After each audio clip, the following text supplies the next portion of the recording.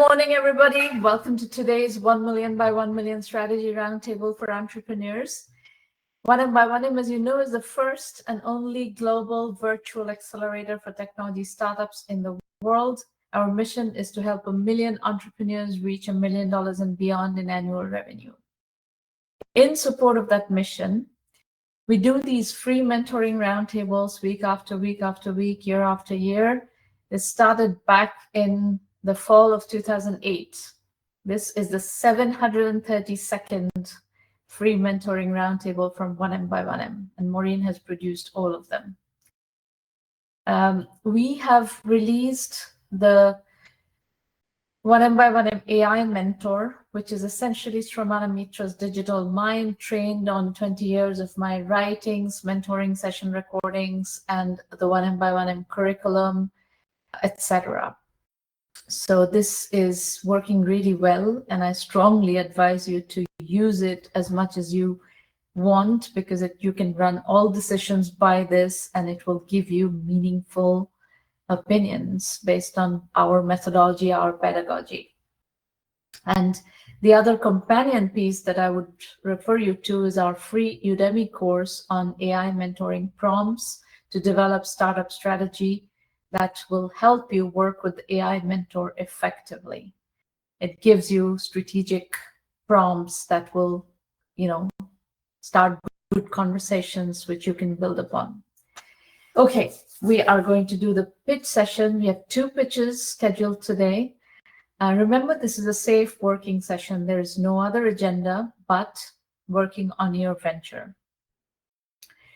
If you disagree with what I have to tell you, that is fine. It is your venture. You will do whatever you want to do. Govind Menon and Dilip Menon are first. Ava Fusion is the company. Govind, Dilip, you guys can unmute your line and let's get started. Sure. Thanks for having us here. My name is Govind. I am the founder of this organization called Estivia, right? And Dilip is the co-founder. I head the organization as a CEO and CTO, and Dilip heads it as the CDO, basically, right? I hope you're able to hear me very clearly, right? Can I hear you fine? Yeah, cool. Okay, right. So just to give a background, I have overall experience of around about 34 to 35 years in the industry. I've been a developer, and from there graduated towards different roles in the technology sphere.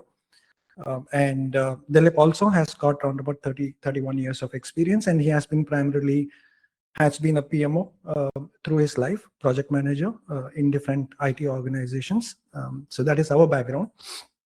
So our company, basically Estivia, has got a couple of products, but the primary product which is our, I would say, the premium product is Eva Fusion, which is basically a neural OS, if you may, an orchestrator that we are building, which can actually talk to various legacy systems and embed an AI agent into those applications. That's what our primary target is with Eva Fusion.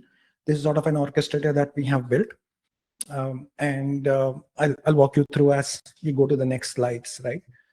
So what is Eva Fusion? It is basically what we have built is a headless AI orchestrator platform. This initially was not the project that we wanted to start off with. We were initially building it out as a separate application, which is called our Estivia platform, which has various smaller products like ProTrack and Talent HQ and all, which was meant to be a replacement of Jira or Workday and stuff like that with AI as the base. But as we started building it, we realized that the main problem with current organizations that are having to introduce AI into their system is their systems don't talk to each other. Like, I mean, let's say if you have got a Jira, you have got a Workday, you have got, let's say, HRMS, you have got a couple of other systems or Salesforce and stuff like that. They don't talk to each other very well, and hence the AI coordination is limited to within that application. For example, if you want to look at Jira, Jira has got a lot of stuff which is inbuilt as AI agents in there, but it necessarily doesn't talk to, let's say, a payroll system where, or an HRMS system where you have got the skill sets and matching the realistic view of the usage of the resources properly for building out, let's say, a sprint plan, right? And so that is how Eva Fusion was initially envisioned. I think 6 months back, we started building it out as an headless orchestrator, which can work and integrate with multiple enterprise intelligence layers, and also created a multi-agent coordination framework. That's what we have built with Eva Fusion, right? So can you go to the next slide, if you may? Yeah. So as I said, the current complexity crisis is basically legacy systems spawning. I mean, they don't initially talk with each other, data silos and fragmentation that are there. And most of the AI tools that come in, they are ungoverned tools, right? I mean, you try to bring it in, you're taking it out to the cloud, and then you're processing it, and then the data is out there, right? So that is one of the major issues when you're trying to communicate between systems in the enterprise level, right? So that's something that we have actually solved with Eva Fusion at this point, right? If you can go to the next slide. So it is a single orchestration layer where it is context-aware intelligence governed by design. And basically, so what we have done is we have built it in a manner where there are multiple AI agents within Eva Fusion who talk to these systems based upon data that is pushed across to them. As an example, we have got an agent called Mastro, whose primary responsibility is basically figuring out, let's say, a sprint plan, or it could be when it's a software industry. But when it is going into manufacturing industry, the project plan changes to the manufacturing project plan, right? I mean, instead of a sprint project plan. So that particular thing can connect. We have got something called third-party connectors, which connects to either a Jira system, or it can connect to your existing SAP system or anything of those sort. Pick it up, and then we use something called persona, which is basically a context-aware persona, which looks at which vertical your industry is in. If you're a software development company, we use it as a software architect persona, and then we ground it, and then we try to give back the results based upon whatever data you have passed in. But if you're a retail and manufacturing company, it starts looking at it as a plant manager. So that is how we have built it, right? I mean, overall, the architecture is built in that manner. We have got 3 layers of ML. 2 MLs are built by us, which we call it as core and studio, which we have written on our own. We have been training it on our own. And then we have got a fallback concept, which is there with OpenAI, right? So that's how we have built the overall concept of Eva Fusion, right? So it's a single window to connect with any legacy system at this point, right? Do you have any questions at this point before I move to the core architecture? I'm not so interested in the core architecture. I'm interested in what is your customer situation. Whom are you working with? What is the go-to-market strategy? I understand more or less what you're trying to do, so I don't want to spend a lot of time on architecture. I am interested in the go-to-market. Yeah, sure. So we currently we launched this. So our organization was created in January this year. And we took out this product out in the market in the month of March, right? And we are already working with 2 or 3 big banks in Australia, and they are paying customers. Initially, it was just a sort of a POC or a pilot that they were doing, and then they have taken it, and now they have started integrating it with their systems. And then there is a client called Birkenwood, whom we have been working with, and we are integrating their legacy systems using AI right now. It's also a paid customer. And we are currently in talks with an organization, which is a Fortune 500 company in US, which is in the entertainment industry. And they have tested the application, and now they are starting to integrate it with our legacy systems. So with their legacy systems. So current situation, with these 3+ customers that we have got, We have a revenue of around about 1 CR India. That is what we have, and that is our pipeline too. In the future, because this works on a subscription model, right? I mean, it is a subscription model that we're taking right now. So the go-to-marketing strategy right now is we are using direct connects that we have, basically with the experience that we have. We are connecting with those people and then using it. But the eventual strategy is to basically take it across as one in the marketplace, like in Microsoft Azure or somewhere. That's where we will take it, and we will also have a direct marketing team which will be interacting with these companies which have got bigger legacy systems, and then they want to actually bring an AI into their organization. Okay, so here are some questions that will help me understand where you are. So you've got these customers that you've got so far from personal connections that you had going into this. Some of them are personal connections. Some of them are through our contacts. I mean, in the sense like the one that we're talking about the Australian bank, it was not directly from my contacts or Dilip's contacts. It was through a third party. They had looked at it and they had pitched it to the client, and hence we got that project. I mean, so it is through a third party channel that we have. What is that third party channel? Tell me more about the third party channel. So this third party channel is based out in Delhi right now, and they work with banks in the Far East side of it, like Indonesia, Japan, and this side of it, the Oriental side of it. And they also work with.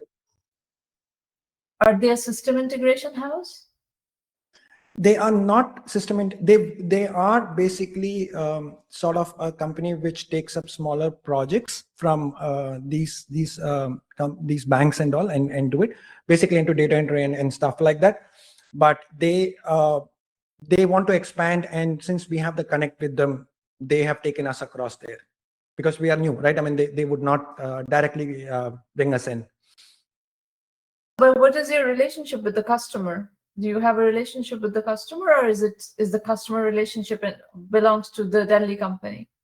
No. It belongs to us. I mean, the MSA is with us. They were the ones who negotiated it for us. I mean, it's their customer eventually, and then they had shown our product, and the customer liked it, and they have actually signed it with us, right? So it's an MSA with us, not with the Delhi company. So the channel is basically like, I mean, when we were talking about it with the known circle, we had shown to these people also, and they have got their own way of marketing, so they are taking it out. So we are using spiral marketing, if you may, right? I mean, we know our contacts, they have got their clients. So I have absolutely no problem with any way that you can get early customers. You know, the whole point of this early situation is to get to customers, get products in the hands of customers, and to start using page. Our focus has been that. I mean, so basically what we have tried to do in the last 6 months. So out of the 6 months of existence as an organization, for first 3 months were like sort of ironing out all the nitty-gritties of the product, if you may, the architecture, the deployments, and stuff like that. The moment we had our version 1.0, our first target was to get it out to the customer so that we can get early feedback loops, right? I mean, in the sense, the more the customers use it, we get more feedback from them, right? So that is what our target has been, and that's how we got these 3-4 customers, right? I mean, through contacts, through our contacts, through third-party contacts and stuff like that. So does the channel that is producing for you, the channel partner that is producing for you, this Delhi company, are their relationships primarily in banking?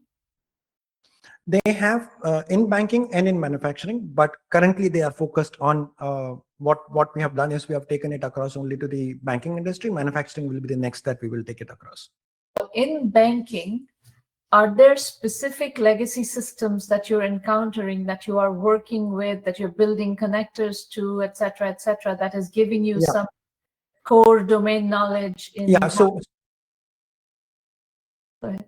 Yeah, right. So right now we are primarily working with trading, basically, right? I mean, in the sense, the share trading and stuff like that, that's where we are primarily focusing on. But the next step is basically getting into the core banking also.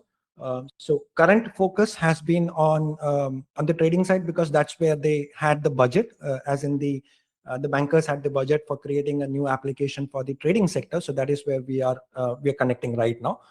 The next step, once this is done, then we will be moving across from the trading sector to the core banking, and then we will be going into the corporate banking. So there are two parts, right? I mean, one is basically the core banking where personal banking is done. Within the same customer. Within the same customer. Within the same customer. Okay, so you have a land and expand strategy that you think you can follow within those banks that these guys are getting you into. Yes. Yes. What is an average? That is.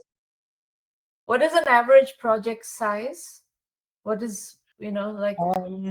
So you're talking about the hours, or you're talking about the volume of? How much are you getting paid?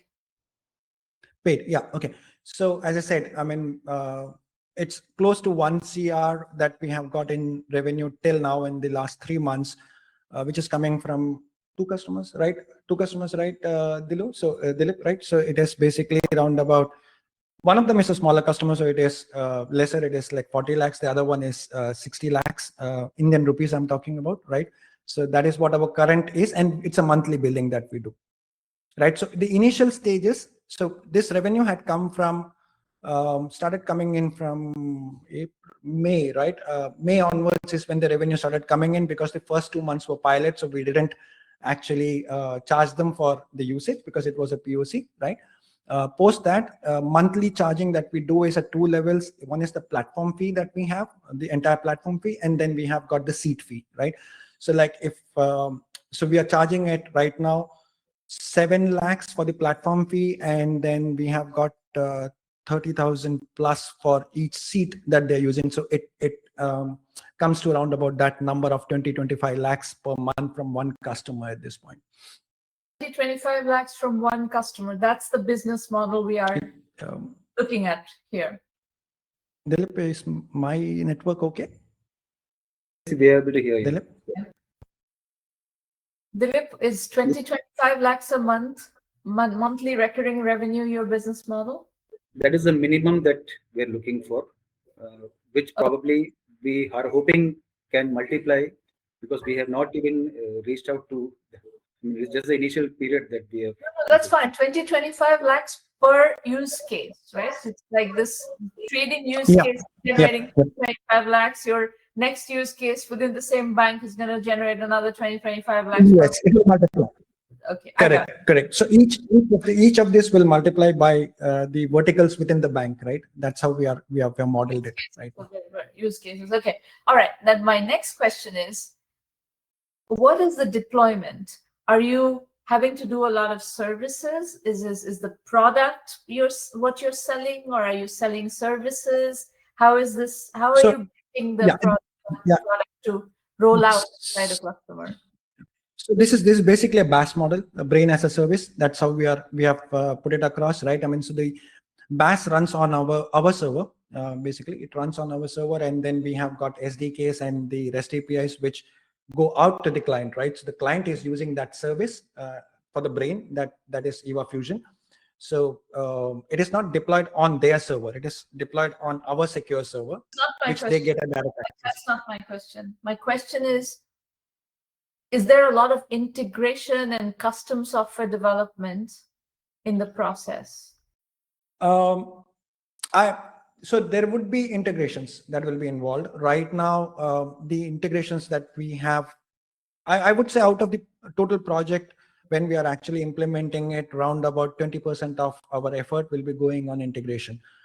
And the rest is basically just training and getting their developers or the end users to use the application properly. So the integration part that you're talking about, that will be only 20% of the effort that we have, not more than that. That 20% you are handling? Yeah, we are handling it internally. Okay. All right. That was my question. Okay. So you've got, and that 20% effort is not recurring revenue. That is setup cost or setup. Correct. That's a setup. Yeah, that's a setup cost. Yeah. So we keep making our ML and our what do you say, the agents better over a period of time, right? So No, I don't have any problems with any of these models. I'm just trying to understand how are you, what kind of a go-to-market strategy do we need to make this scale? Okay. Got that. Yeah. So far, what I like very much what I've heard. So, but you must have come here with a particular agenda. Tell me what you want, and I will accordingly advise you.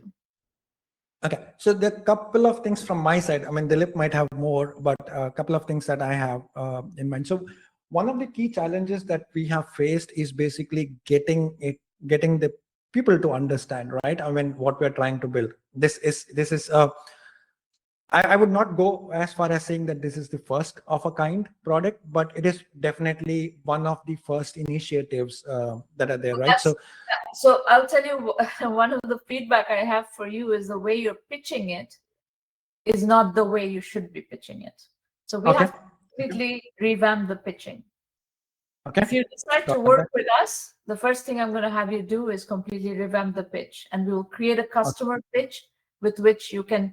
We'll create a positioning, and we'll create a customer pitch with which you can, get quick resonance. Because this goes into a lot of architecture. Remember, I told you I'm not interested in the architecture. That's not true. I'm interested in your architecture, right. But I have a limited amount of time. So when you meet a customer, you have a very limited amount of time to grab their attention, and you have to organize the pitch so that you can shepherd them.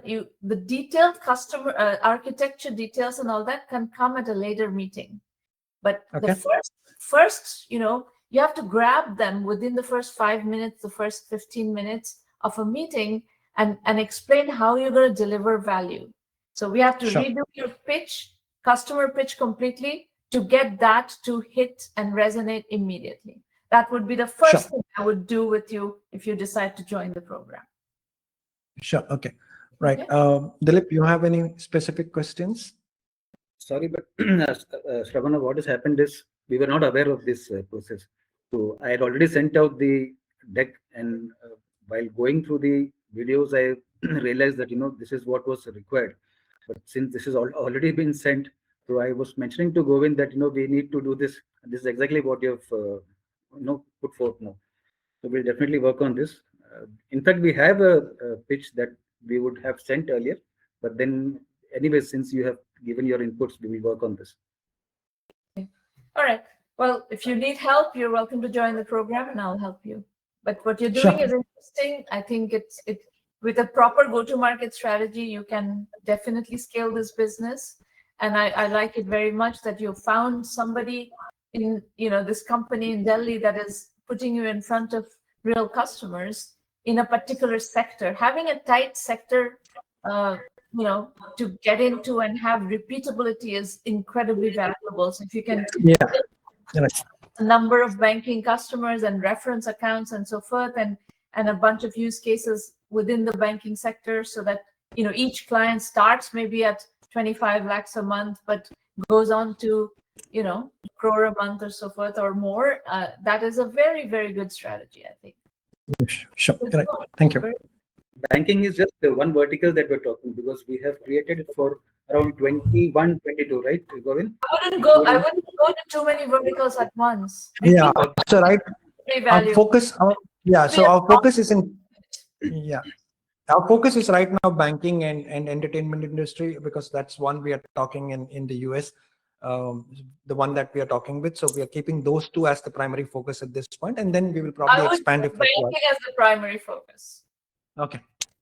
I would pick one segment and really penetrate that segment deeply, because that's where you find repeatability. Repeatability in growing a business, repeatability is incredibly valuable. So the way you would achieve repeatability is by sticking to one vertical and building repeatability within that vertical. Sure. Okay. And you will see if you decide to work with us, I will take you through a whole process of how to pitch, how to position with repeatability in mind. So keep the word repeatability as one of the major targets of what you want to achieve. Definitely. Yeah. Sure. Thanks. All right. Thank you. Sridhar Raju and Hi, Pradeep I'm Srinivasan. Pradeep. Yeah. Hi, Pradeep. I'm Sridhar here. Pradeep is my colleague who's joined there, but I'm going to be speaking, presenting Okay, this. Sridhar. Do you want to turn your video on, or you don't? I think I have some glare at the back, so It is not so, necessary. You can just keep yeah, so perfectly. So I just switch off the video for better connectivity. No Thank problem. you. That's fine. Yeah. Go ahead. Super. Well, firstly, thank you so much for this opportunity. It was, I was listening to the conversation and how structured is it and how very clear, you have an agenda for this meeting. I appreciate that. Thanks for the invite. And I think I have my colleague here who's, we both, Pradeep, we both are the founders of for the brand Kin Health. Yeah.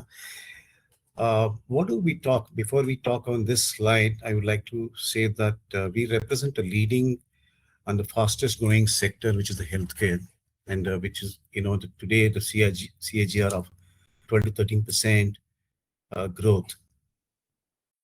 So that's where we see that health has been predominantly is what we're looking at here.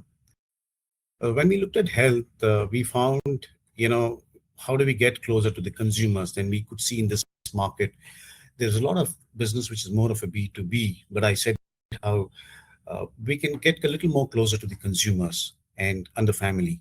So kin means a family, and we're talking about the family brain. It's a digital brain for people you love.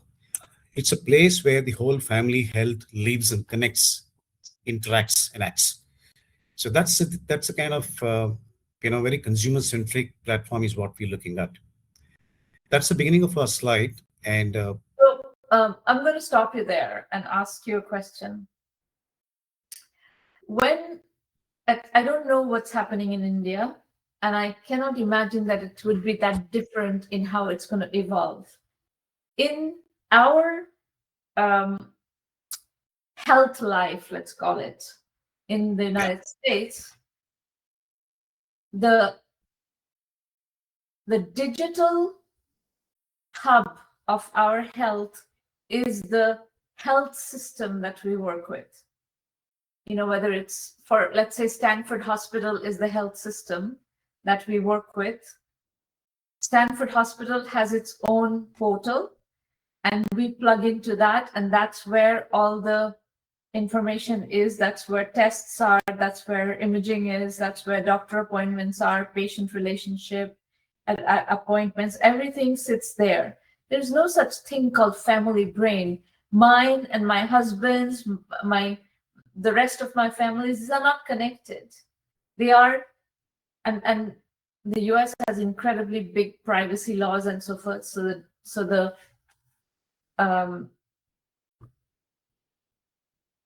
I don't understand where something like this is going to fit into my health workflow for my family. Now, so would you allow me to, take a couple of more slides so we come to the context? Probably if that could have a better understanding of what, answer your question, please. Yeah. Yeah, go ahead. Yeah. So we are, as mentioned earlier, we are while we're looking at the today's behavior of the consumers, and we've seen a lot of consumers, a lot of categories and sectors and domains are going more closer to the consumers. And I just could not finish a couple of things which I want to mention in my previous slide. Me and Pradeep have come with a total experience of 50 years of plus combined with consumer goods, more a consumer centric, a good combination of B2B and B2C background we come from. So we kept consumer in the mind and see how the flow. And we have seen this when we designed this project, we had kept our own families in mind. So I'm coming to the slide now. What we're going to sell here is we are not going to sell any healthcare products, to a patient. We're trying to sell care, under the model of a custodian. So when we say custodian here, we have seen that most of our families, have a member of 3 or of max of 5, maybe living together or scattered everywhere.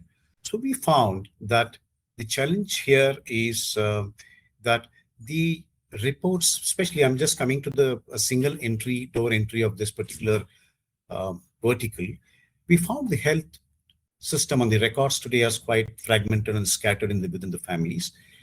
And so we found that there has to be somebody, and who has to take this responsibility in the family as a custodian. And we found that women in the family takes the responsibility. So we are thinking about a sandwich custodian model, wherein the women, being the caretaker of the family, takes care of herself, her family, in-laws, and manage the family health under this platform. So she owns the platform here, looking at the entire health history of the entire family, including pets. We are also including pet as a part of the family here. That's something new. So aggregation is one of the entries. So when we're talking about different entries here, aggregation is a door. Where do we get these people from? And so we're looking at 2 entry levels, and aggregation is one. So can we move to the next slide, please, unless you have any questions here? I'm listening. Yeah. So one was the entry where we're talking about the aggregation is one of the entry where people look for coming into our platform through an aggregation model, wherein we connect all the labs, enable labs, and take their entry from there is one of the platform, and then build their memories and the family health or a family brain here. So when we're talking about the customer segments here, we said, it's connecting to the previous slide. A remote custodian is somebody who sits somewhere outside India, who's now finding it difficult to manage the health of a family. So is that something, this is something which we would target there? Or a custodian sitting in the same family, a busy family, but not able to attend the people at home and the family. So he's also becomes a custodian, and he becomes a custodian for himself, a self-custodian model. So when we did a little more research, we did a small consumer survey to understand, and we found that this is 55 plus basically chronic patients needs this attention of more of a preventive healthcare, which is a lack. We found there's a gap in the market, that it's been ignored in the market. So we trying to, through this, we are trying to connect. One side we are trying to connect the NABL labs, the accredited labs here. So where the family custodian can choose the labs, book test at the convenience of wherever they are sitting in from for themselves or for their own family, and the service happens at the doorsteps of the consumers. Yeah. Next slide, please. On the business model, yes, as we mentioned, this is a 2 revenue stream. One is the lab commission. We are currently, have signed up with 3 leading labs in the southern part of India. Prima Diagnostic, Newburgh, which is originally, earlier it was Anand. They have a large presence, have a good distribution in India and plus also the rest of the countries. Cadabums is another one. So we've signed an MOU with 3 labs currently, and the current margin revenue structure looks about 30% is what we are looking at. Now these channels are currently dominated by the doctors today. So we're not trying to break the chain, but we're trying to see how do we come there and also, have the labs have the ownership there, and also have, the doctors also into the system. So one is the lab commission, which we are tied up with the labs, and the other one is the membership. So when we say lab commission, our custodian books the lab test through our platforms, and we handle the entire logistics, having our own phlebotomist visiting the house, and the samples are given to the respective labs, and that's one of the revenue model. Once the lab test is done and the reports flow through us, it will sit on our platforms. And yes, storage is something which we give it for the customers, for the custodians and the family, but we are trying to build an intelligence on that, to which we find that it's going to be more on a revenue, another revenue stream through a subscription model, which is 500 rupees per family member per year. And we are saying this with this particular model, we are looking at a blended payback of about 6.5 to about 7 months period. We should be, at the upper limit of the customer acquisition cost, about on an upper limit of 1,800 rupees is what we're looking at. Okay. Yeah, as mentioned in the previous slide, those are two revenue streams. There are two doors which we open up. One is the aggregation door, where we help them connect with the labs, book test, all, and the other one is the memory storage. Memory storage with the intelligence is what we're trying to build. And Yeah. how are you acquiring customers? This is not a customer acquisition strategy. This is value proposition. How are you acquiring customers? Just with going some background, what we come from, because we come from a consumer-centric background, we've done a lot of work. So it's more of a GTM strategies we have in mind, which could be a good combination of offline and digital campaigns across specific geographies.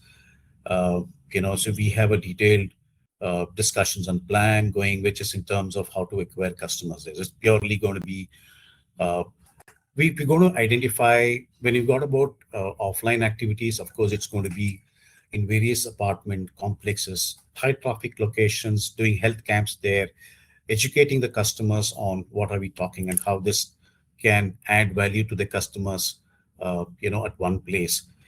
And, then we are also trying to do a partnership model. We are identifying across each geography and locality a high traffic pharmacy store is one, and also some of the doctors whom we can tie up with to have the onboarding process, the customers getting both in terms of brand awareness and acquiring customers through those channels. So we have a commission model, within our channel partners, whether it could be pharmacies or doctors, wherein we will have a customer. We'll know where the customers are coming through, apart from our own campaigns, which will run in the high traffic locations, whether it is apartments and some strategic locations. So right now there are no consumers involved, or do you have consumers using the product? No, we are very early stage, and we are in this development stage now. Concept level. It's a concept level. Absolutely, it's a concept level. Okay. Yeah. So that's where we are now, and what we have done is we're going to have we've touched everywhere. We've been talking to a product team. We've been in touch with doctors, trying to understand their views. We've done a lot of visits to the labs, understand. So prima facie, I think the model will accepted. We have spoken to consumers through a consumer survey to understand how they, if we give a platform like this, will that be of use to them? So what we saw during this process of our discussions is a consumer engagement is going to be more important for us. When we're talking about a 60% threshold, or apart from new customer acquisition, we are also looking at how do we retain, what is the repeatability of these customers. That can only happen through consumer engagement programs. It could be any advice, medically advisory we bring on the board. A lot of consultations can happen with, to keep the consumer engaged. Because we've seen the frequency of lab test normally happens for an elderly anywhere 3 to 4 times a year, but it can be sometimes 2 times. So how do you keep the customers engaged during the gap? During this is what we're really working to see what are the other value additions we can give, and see that we retain our customers, apart from doing our strategies to acquire new customers. So we're going to have a dual strategy there to ensure that we have this the customer acquisitions. Yeah. Let's do your questions. Yeah, these are the questions for you. Yes. I think it's better that you read your questions rather than I will. The slide. Absolutely. Yeah. So our question one is the US and NRI custodians paying in dollars for families in Bangalore. An early wedge pursuing now, or a distraction from the cluster density. So that was our first question to you. I think that question is not, my answer would be, it's not an easy go-to-market strategy. How are you going to find these customers? And customer acquisition of US customers is expensive. Okay. So I think that is not your first port of call. Okay. Our second question is, how do you validate custodian willingness to pay before the full product built? That's something which I don't think they will pay. Consumers don't pay for, businesses pay for half-baked products. Consumers don't pay for half-baked products. Because they get value, they're neither going to pay nor going to use. Okay. My third question is, what proof point makes a pre-revenue Indian consumer health tech fundable? Either repeat rates or paying members or something else? Consumer tech is fundable only with big numbers and visible velocity. This is what I'm struggling with, is that this is going to really have a difficult time with achieving velocity or convincing people that this can achieve velocity. So I don't think you should count on funding, especially pre-revenue funding, not at all. So the only way you would be able to build this business is by bootstrapping. And if you can show velocity by bootstrapping, then you can get funding. But this is not a pre-revenue fundable company at all. Okay. What do you think from an idea point of view? Family brain, this is not the family brain, right? And it's not a family health memory either. You're trying to enable what you call a custodian, a family custodian, to manage the family's health. And your assumption is that person is managing the payments primarily and the coordination of tests, because one of your primary business models is lab commissions. So you want people to do a lot of labs. And that's going to be a little bit of a problem, because people are going to complain that since you are incentivized, your revenue model is commissions from labs, you're going to push them towards labs. And that's not going to be an unbiased situation. You're going to be under pressure to generate revenue, and you're going to force people into more labs. And that's going to be something that people will not like very much. So now, if it's a question of managing just payment of various different people in the family and managing the appointments and so follow-ups and so on and so forth, that's different.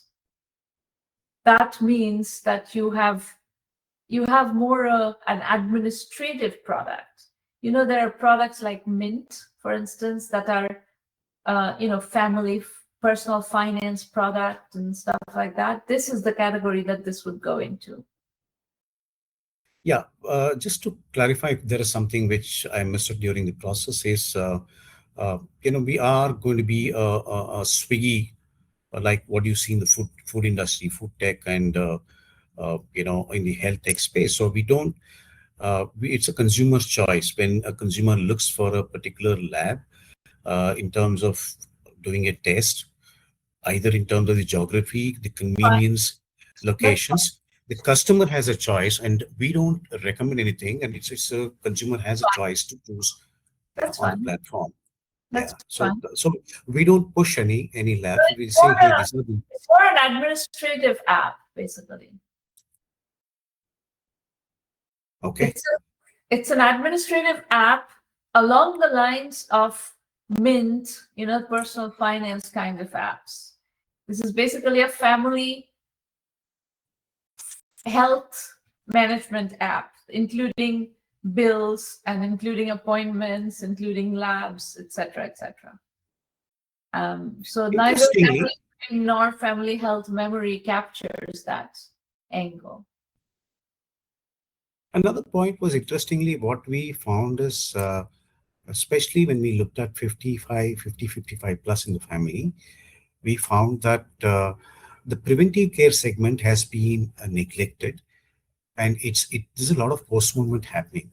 So with this particular system, what we're trying to build is to help engage the entire family, to tell them, hey, this was something which is due for you.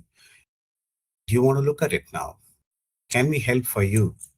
So that's what I was telling you, that that kind of reminder systems are now part of the health record systems of the hospitals and so on. So I think there are two things that I have not heard anything about in your pitch. One is insurance. You're assuming that nobody has any insurance, and is that how India is going to evolve? Because you're sitting in 2026, but India is going to evolve. India is going to develop an insurance industry, and there are going to be people who want to be insured. And I understand that the health insurance industry in India is quite immature and frankly very corrupt.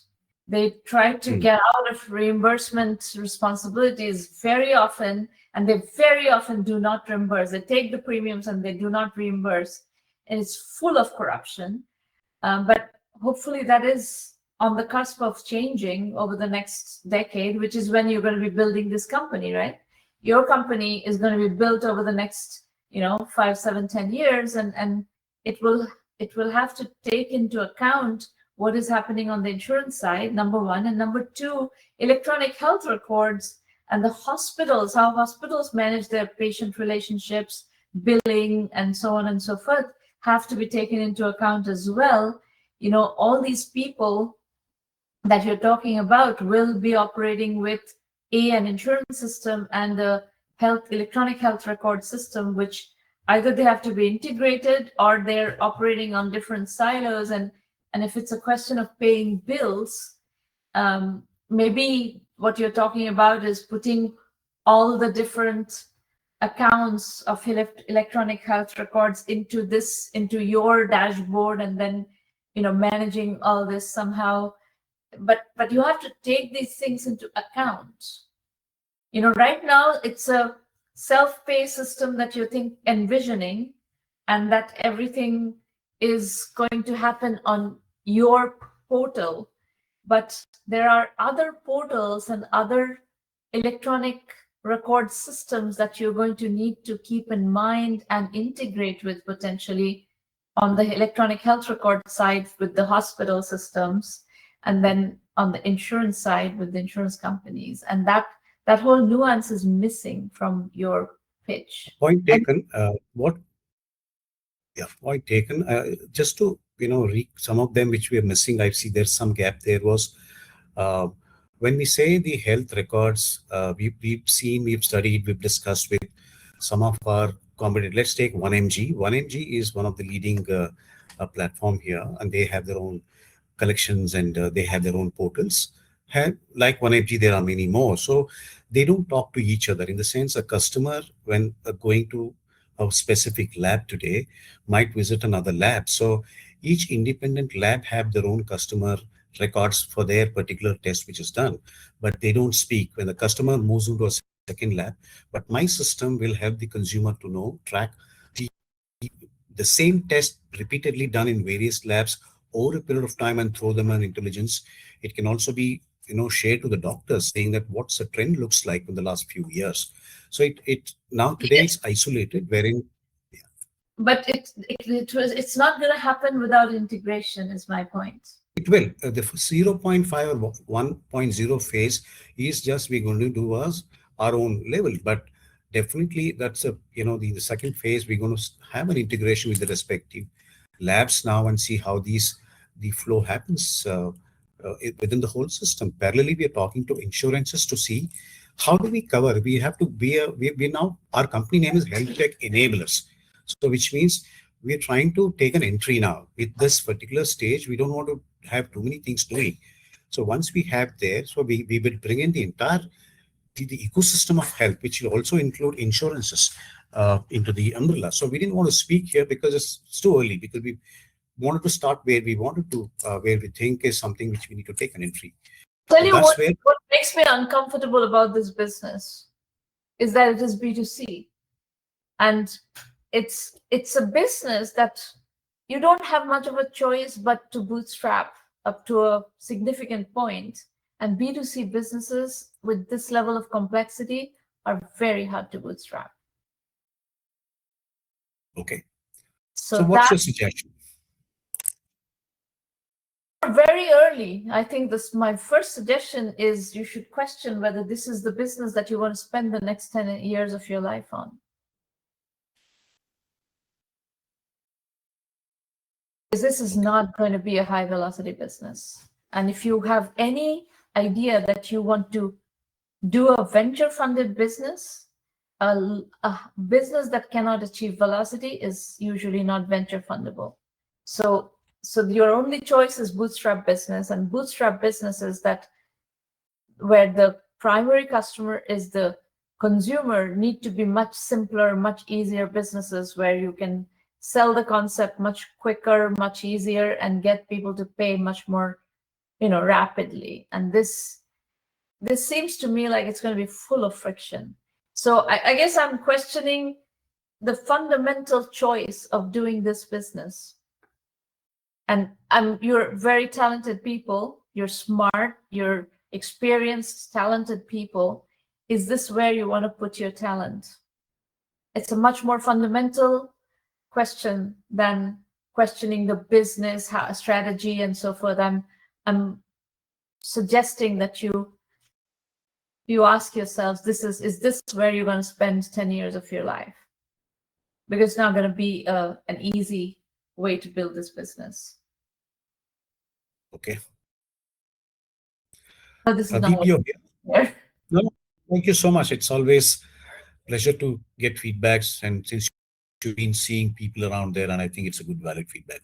We only keep in mind that, hey, we have seen the other markets in the B2C may not be the health space so closely like what we're doing, but people have succeeded and everything is going closer to the consumer today in the market.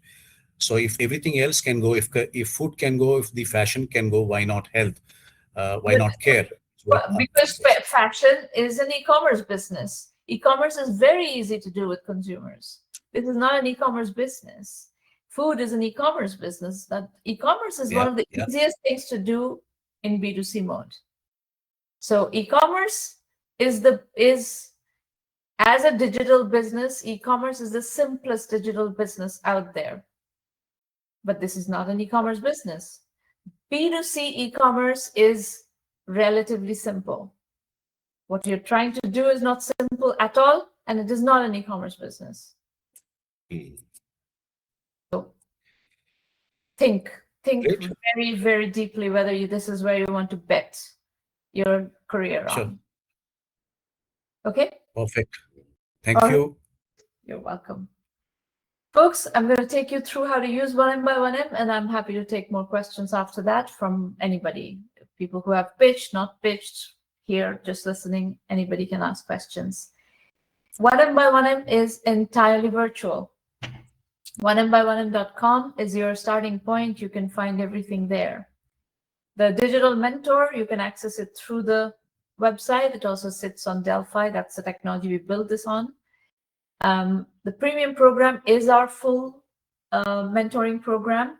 You get, whether you call it strategy consulting, mentoring, coaching, whatever, but this mode of interactive project-based feedback and coaching on a regular basis. This is also, premium is also through which we do the investor introductions. We have a curriculum that is highly actionable. We teach a lot of stuff through that curriculum. And the AI mentor is also available through the premium. Basic is curriculum only, but AI mentor is included. So basic and AI mentor is another combination that gets you going with the 1M1M methodology. If you want mentoring or introductions, you have to go to premium. So go to the website, look around, see what you want to, how you want to work with us. We have, you can pitch free at these roundtables once. So book your slots. We have 4 more roundtables in July, so plenty of opportunities. Maureen, it's first come, first serve. Maureen will definitely give you a slot. And if you have questions about the program after this show today, contact Irina Patterson. She is Irina@1M1M.com is her email, and she can also do phone or WhatsApp with you. Okay, anybody else? Any other question?